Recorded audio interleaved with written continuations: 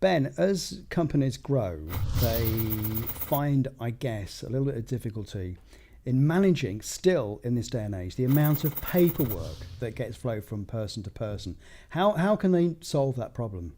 Yeah, absolutely. I think it's dealing with documents is one of the key things for any business, especially as they grow, because making sure you've got the right procedures in place from the start actually allows you to be much more scalable in the way your business grows and keep control on it. So there are all kinds of things a business can do to try and make sure that happens in the way it should.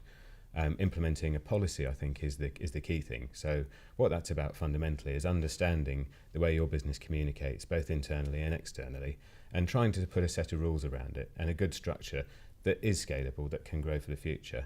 And I think quite often it pays to take some advice in that process.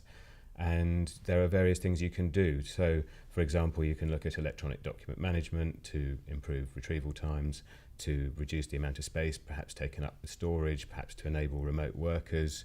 So that's taking a document that's a paper document, yeah, ostensibly, and putting it into a computer format that the computer can understand and then search on. Is that so? I've got document management stuff by saying that? Yeah, to a certain extent. Yeah, I mean, document management is a word that's used a lot these days. And to be honest, a lot of the things that are considered document management probably in reality aren't the full ticket.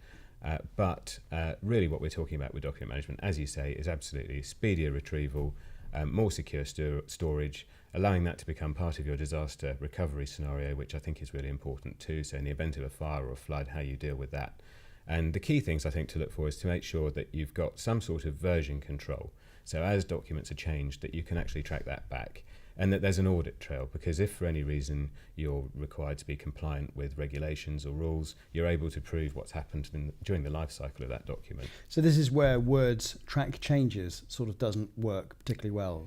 No, well, that's right. I mean, track changes is a valuable feature, and it's a really good tool for collaboration. So if we're working together on a project, you can see the little comments I've made and we can update the document. But I think the reality is that for a lot of those changes, we don't necessarily want to make our thinking behind those changes available to whoever it is that finally receives that document. Right. And I think with Word, it's very easy to accidentally send a version that includes the track changes, and all of a sudden you're sending information you may not have intended to. So that's the danger, I think. What size of organisation does this really apply to? Because smaller organisations can probably handle bits of paper flowing between themselves. Where's the sort of, as you see it with your company, the sort of break point? Well, I think that's really interesting actually, because over the last few years, I think that point has moved down, and it's moving down continuously.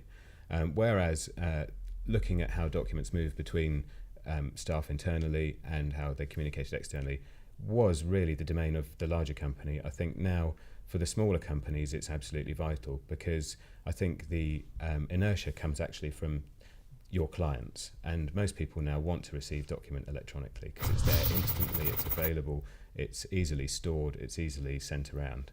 So I think the demand is driven by the clients, and everybody now I think is looking to how they can make paper digital. Now, we talked a moment ago about Word, and I think you alluded to the fact that some information, if you do the track changes, can actually be made public where you'd not intended to. And am I right in saying that there's something in Word and authoring documents that actually puts information in there that people don't necessarily realise that is there? Yeah, absolutely. I mean, it's not limited to Word. Essentially, with any document you create, there's a whole bunch of stuff that can go with it that you may not be aware that is being included. So if I send you a Word document, it may have the track changes, it may not. But other data it might include will be things like the date it was created, who's created it, authors, revisions, potentially all kinds of things I may not want to be made available. So what can be done about that then? Well, there are lots of things you can do about it. There is some functionality within Word, for example, and it's not, like I say, not limited to Word. There are some functions to remove that. Alternatively, there's software available, for example, to convert the whole document into a PDF and strip out all of that data, and potentially to strip out other information that you may not want to make available. So do you recommend that companies actually do send, we're picking on Word, and I don't really want to pick on Word necessarily, let's go with it. Do you recommend that companies actually don't send Word documents out, that they convert them into something else? Yeah, I mean, I think as a format, PDF is quite a recognised format, and Right. a PDF generally offers quite a good level of security.